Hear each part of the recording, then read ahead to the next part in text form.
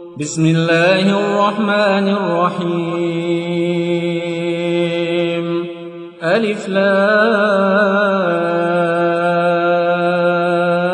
را تلك آيات الكتاب المبين إنا أنزلناه قرآنا عربيا لعلكم تعقلون نحن نقص عليك أحسن القصص بما أوحينا إليك هذا القرآن وإن كنت من قبله لمن الغافلين إذ قال يوسف لأبيه يا أبت إني رأيت 11 كوكبا والشمس والقمر رأيتهم لي ساجدين قال يا بني لا تقصص رؤياك على إخوتك فيكيدوا لك كيدا إن الشيطان للإنسان عدو مبين وكذلك يجتبيك ربك ويعلمك من تأويل الأحاديث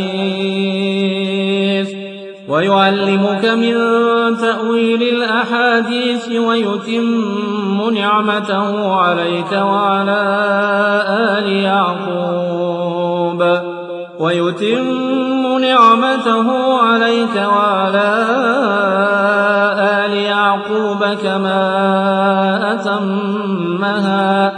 كما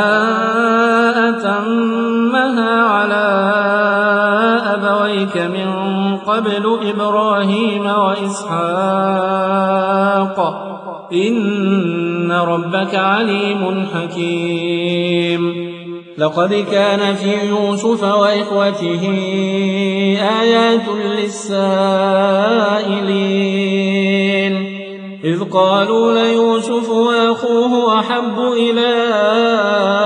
أبينا منا ونحن عصبة إن أبانا لفي ضلال مبين اقتلوا يوسف أو اطرحوه أرضا يخل لكم وجه أبيكم وتكونوا من بعده قوما صالحين قال قائل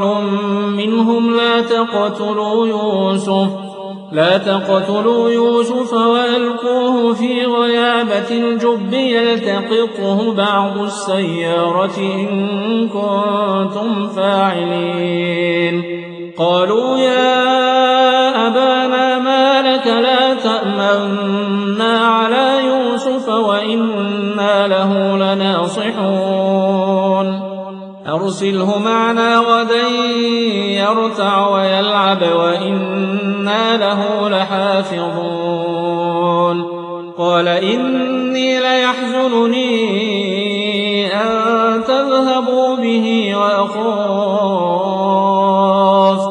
ويخاف أن يأكله الذئب وأنتم عنه غافلون قالوا لئن أكله الذئب ونحن عصبة إنا إذا لخاسرون فلما ذهبوا به وأجمعوا أن يجعلوه في غيابة الجب وأوحينا إليه لتنبئنهم بأمرهم هذا وهم لا يشعرون وجاءوا أباهم عشاء يبكون قالوا يا أبانا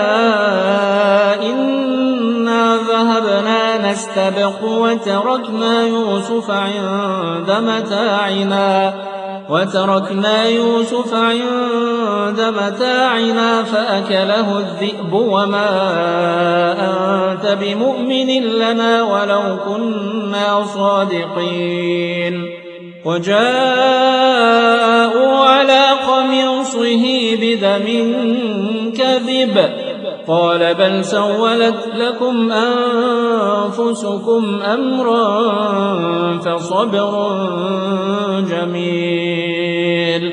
فصبر جميل والله المستعان على ما تصفون. وجاءت سيارة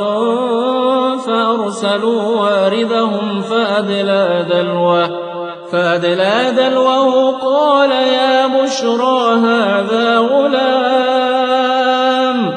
وأسروه بضاعة والله عليم بما يعملون. وشروه بثمن بخس دراهم معدودة وكانوا فيه من الزاهدين. وقال الذي اشتراه من مصر لامرأته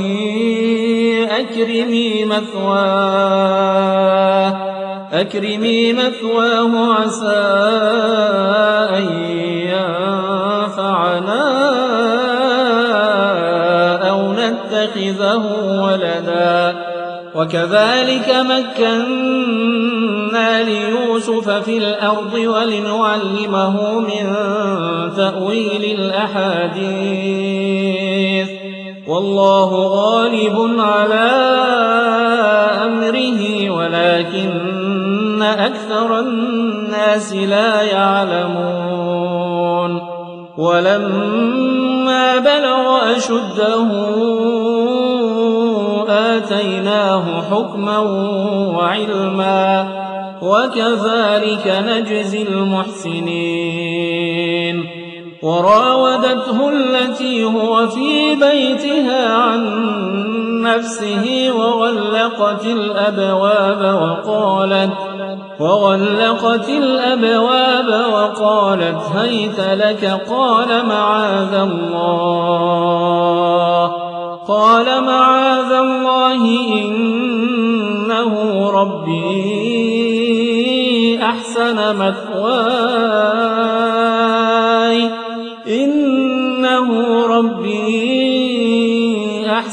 مثواي إنه لا يفلح الظالمون.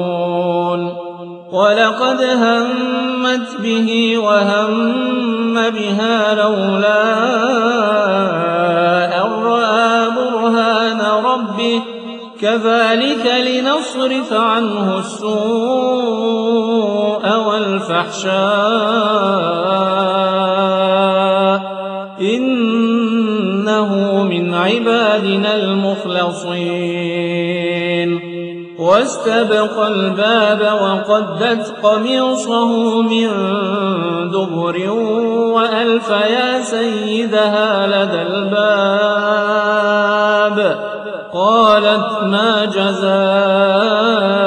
من أراد بأهلك سوءا إلا أن يسجن أو عذاب أليم. قال هي راودتني عن نفسي وشهد شاهد من أهلها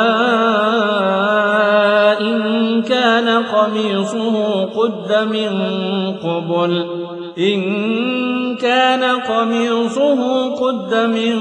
قبل فصدقت وهو من الكاذبين وإن كان قميصه قد من دبر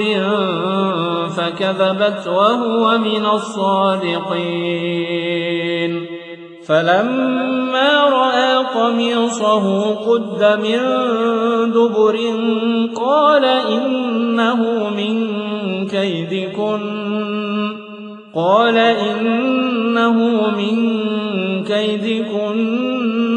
إن كيدكن عظيم. يوسف أعرض عن هذا واستغفري لذنبك إنك كنت من الخاطئين. وقال نسوة في المدينة امرأة العزيز تراود فتاها عن نفسه قد شغفها حبا إنا لنراها في ضلال مبين فلما سمعت بمكرهن أرسلت إليهن وأعتدت لهن متكئا وآتت كل واحدة منهن سكينا وقالت اخرج عليهن فلما رأينه أكبرنه وقطعن أيديهن وقلن حاش لله ما هذا بشرا إن هذا إلا ملك كريم قالت فذلكن الذي لمتنني فيه ولقد راودته عن نفسه فاستعصم ولئن لم يفعل ما آمره ليسجنن وليكونن من الصاغرين قال رب السجن أحب إلي مما يدعونني إليه وإلا تصرف عني كيدهن أصب إليهن وأكن من الجاهلين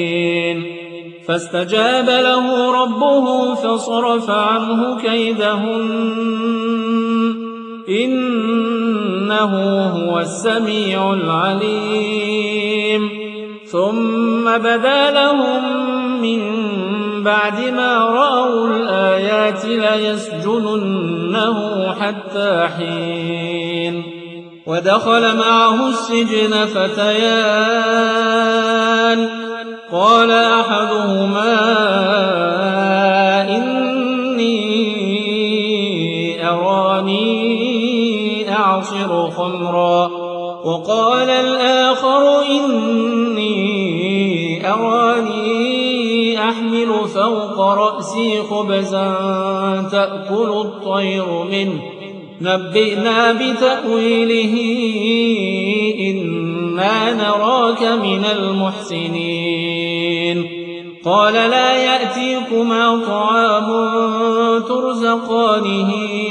إلا نبأتكما بتأويله قبل أن يأتيكما ذلكما مما علمني ربي إني تركت ملة قوم لا يؤمنون بالله وهم بالآخرة هم كافرون واتبعت ملة آبائي إبراهيم وإسحاق ويعقوب ما كان لنا أن نشرك بالله من شيء ذلك من فضل الله علينا وعلى الناس ولكن أكثر الناس لا يشكرون يا صاحبي السجن أأرباب متفرقون خير أم الله الواحد القهار ما تعبدون من دونه إلا أسماء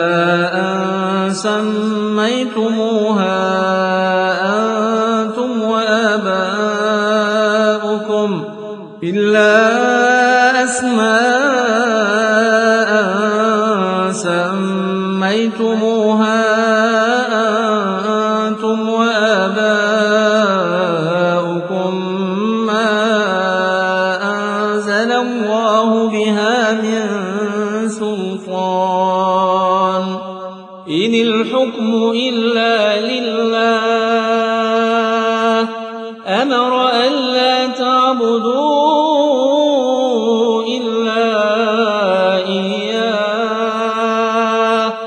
ذلك الدين القيم ولكن أكثر الناس لا يعلمون يا صاحبي السجن أما أحدكما فيسقي ربه خمرا وأما الآخر فيصلب فتأكل الطير من رأسه قضي الأمر الذي فيه تستفتيان وقال للذي ظن أنه ناج منهما اذكرني عند ربك فأنساه الشيطان ذكر ربه فلبث في السجن 9 سنين وقال الملك إني أرى 7 بقرات سمان يأكلهن 7 عجاف و7 سنبلات خضر وأخر يابسات يا أيها الملأ أفتوني في رؤياي إن كنتم للرؤيا تعبرون قالوا أضغاث أحلام وما نحن بتأويل الأحلام بعالمين وقال الذي نجا منهما وادكر بعد أمة أنا أنبئكم بتأويله فأرسلون يوسف أيها الصديق أفتنا في 7 بقرات سمان يأكلهن 7 عجاف و7 سنبلات خضر وأخر يابسات لعلي أرجع إلى الناس لعلهم يعلمون قال تزرعون 7 سنين دابا فما حصدتم فذروه في سنبله إلا قليلا مما تأكلون ثم يأتي من بعد ذلك 7 شداد يأكلن ما قدمتم لهن إلا قليلا مما تحصنون ثم يأتي من بعد ذلك عام فيه يغاث الناس وفيه يعصرون وقال الملك ائتوني به فلما جاءه الرسول قال ارجع إلى ربك فاسأله ما بال النسوة اللاتي قطعن أيديهن إن ربي بكيدهن عليم قال ما خطبكن إذ راوتن يوسف عن نفسه قلن حاش لله ما علمنا عليه من سوء قالت امرأة العزيز الآن حصحص الحق أنا راودته عن نفسه وإنه لمن الصادقين ذلك ليعلم أني لم أخنه بالغيب وأن الله لا يهدي كيد الخائنين وما أبرئ نفسي إن النفس لأمارة بالسوء إلا ما رحم ربي إن ربي غفور رحيم وقال الملك ائتوني به أستخلصه لنفسي. فلما كلمه قال إنك اليوم لدينا مكين أمين. قال اجعلني على خزائن الأرض إني حفيظ عليم. وكذلك مكنا ليوسف في الأرض يتبوأ منها حيث يشاء نصيب برحمتنا من نشاء ولا نضيع أجر المحسنين. ولأجر الآخرة خير للذين آمنوا وكانوا يتقون. وجاء إخوة يوسف فدخلوا عليه فعرفهم وهم له منكرون. ولما جهزهم بجهازهم قال ائتوني بأخ لكم من أبيكم ألا ترون أني أوفي الكيل وأنا خير المنزلين. فإن لم تأتوني به فلا كيل لكم عندي ولا تقربون. قالوا سنراود عنه أباه وإنا لفاعلون. وقال لفتيانه اجعلوا بضاعتهم في رحالهم لعلهم يعرفونها إذا انقلبوا إلى أهلهم لعلهم يرجعون. فلما رجعوا إلى أبيهم قالوا يا أبانا منع منا الكيل فأرسل معنا أخانا نكتل وإنا له لحافظون. قال هل آمنكم عليه إلا كما أمنتكم على أخيه من قبل فالله خير حافظا وهو أرحم الراحمين. ولما فتحوا متاعهم وجدوا بضاعتهم ردت إليهم قالوا يا أبانا ما نبغي هذه بضاعتنا ردت إلينا ونمير أهلنا ونحفظ أخانا ونزداد كيل بعير ذلك كيل يسير. قال لن أرسله معكم حتى تؤتون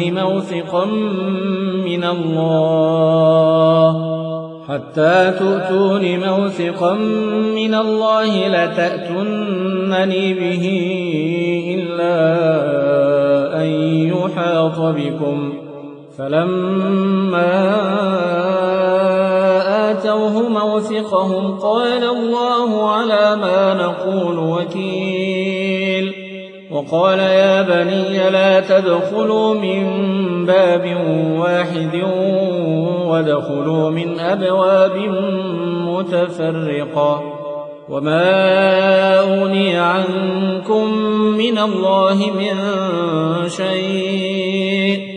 إن الحكم إلا لله عليه توكلت وعليه فليتوكل المتوكلون. ولما دخلوا من حيث أمرهم أبوهم ما كان يغني عنهم من الله من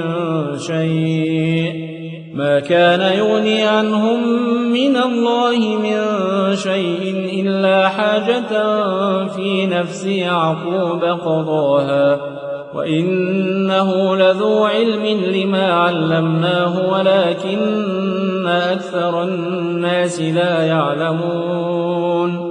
ولما دخلوا على يوسف آوى إليه أخاه قال إني أنا أخوك فلا تبتئس بما كانوا يعملون. فلما جهزهم بجهازهم جعل السقاية في رحل أخيه ثم أذن مؤذن أيتها العير إنكم لسارقون قالوا وأقبلوا عليهم ماذا تفقدون قالوا نفقد صواع الملك ولمن جاء به حمل بعير وأنا به زعيم قالوا تالله لقد علمتم ما جئنا لنفسد في الأرض وما كنا سارقين قالوا فما جزاؤه إن كنتم كاذبين قالوا جزاؤه من وجد في رحله فهو جزاؤه كذلك نجزي الظالمين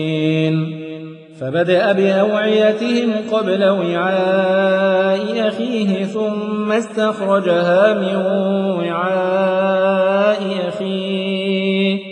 كذلك كدنا ليوسف ما كان ليأخذ أخاه في دين الملك إلا أن يشاء الله نرفع درجات من نشاء وفوق كل ذي علم عليم قالوا إن يسرق فقد سرق أخ له من قبل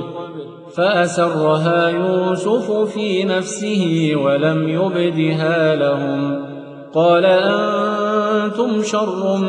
مكانا والله أعلم بما تصفون قالوا يا أيها العزيز إن له أبا شيخا كبيرا فخذ أحدنا مكانه إنا نراك من المحسنين قال معاذ الله أن نأخذ إلا من وجدنا متاعنا عنده إنا إذا لظالمون فلما استيئسوا منه خلصوا نجيا قال كبيرهم ألم تعلموا أن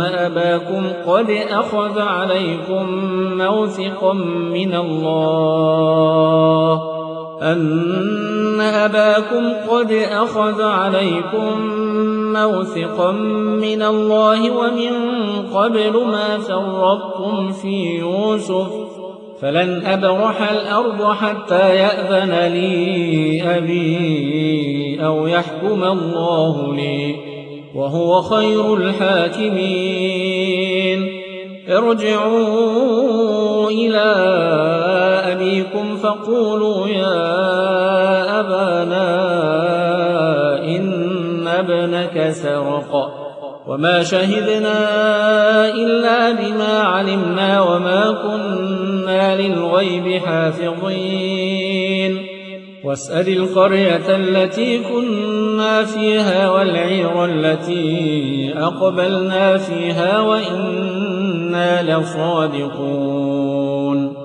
قال بل سولت لكم أنفسكم أمرا فصبر جميل عسى الله أن يأتيني بهم جميعا إنه هو العليم الحكيم وتولى عنهم وقال يا أسفا على يوسف وابيضت عيناه من الحزن فهو كظيم قالوا تالله تفتأ تذكر يوسف حتى تكون حرضا أو تكون من الهالكين قال إنما أشكو بثي وحزني إلى الله وأعلم من الله ما لا تعلمون يا بني يذهبوا فتحسسوا من يوسف وأخيه ولا تيأسوا من روح الله إنه لا ييأس من روح الله إلا القوم الكافرون فلما دخلوا عليه قالوا يا أيها العزيز مسنا وأهلنا الضر وجئنا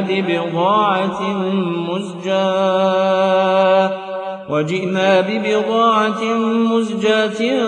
فأوف لنا الكيل وتصدق علينا إن الله يجزي المتصدقين قال هل علمتم ما فعلتم بيوسف وأخيه إذ أنتم جاهلون قالوا أئنك لأنت يوسف قال أنا يوسف وهذا أخي قد من الله علينا إنه من يتق ويصبر فإن الله لا يضيع أجر المحسنين قالوا تالله لقد آثرك الله علينا وإن كنا لخاطئين قال لا تثريب عليكم اليوم يغفر الله لكم وهو أرحم الراحمين اذهبوا بقميصي هذا فألقوه على وجه أبي يأت بصيرا وأتوني بأهلكم أجمعين ولما فصلت العير قال أبوهم إني لأجد ريح يوسف لولا أن تفندون قالوا تالله إنك لفي ضلالك القديم فلما أن جاء البشير ألقاه على وجهه فارتد بصيرا قال ألم أقل لكم إني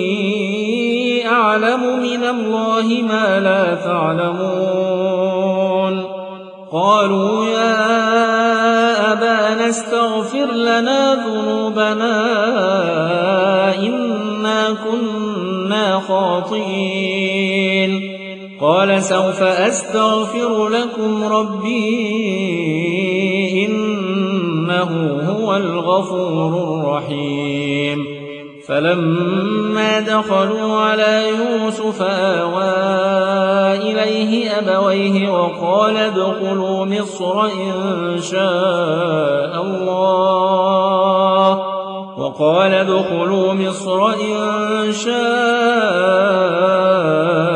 الله آمنين ورفع أبويه على العرش وخروا له سجدا وقال يا أبت هذا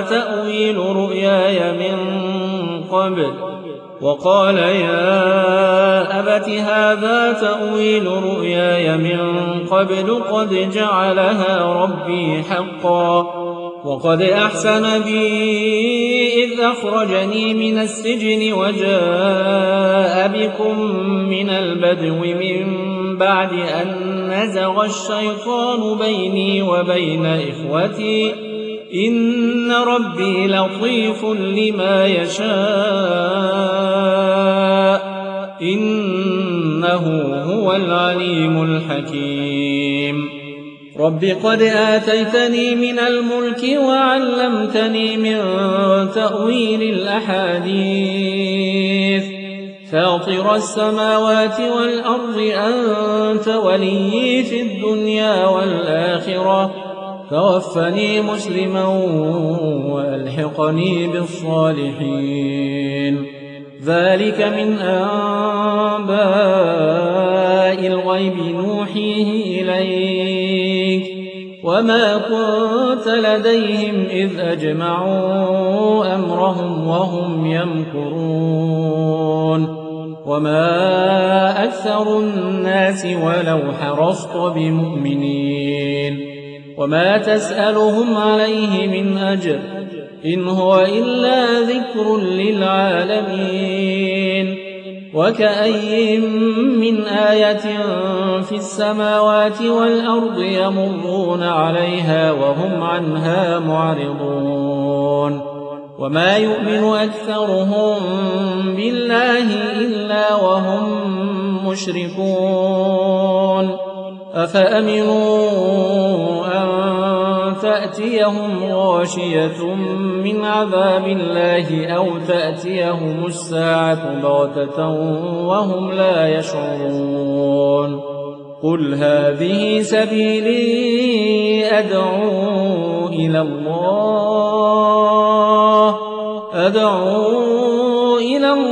على بصيرة أنا ومن اتبعني وسبحان الله وما أنا من المشركين وما أرسلنا من قبلك إلا رجالا نوحي إليهم من أهل القرى أفلم يسيروا في الأرض فينظروا كيف كان عاقبة الذين من قبلهم ولدار الآخرة خير للذين اتقوا أفلا تعقلون حتى إذا استيأس الرسل وظنوا أنهم قد كذبوا جاءهم نصرنا فنجي من نشاء ولا يرد بأسنا عن القوم المجرمين لقد كان في قصصهم عبرة لأولي الألباب ما كان حديثا يفترى ولكن تصديق الذي بين يديه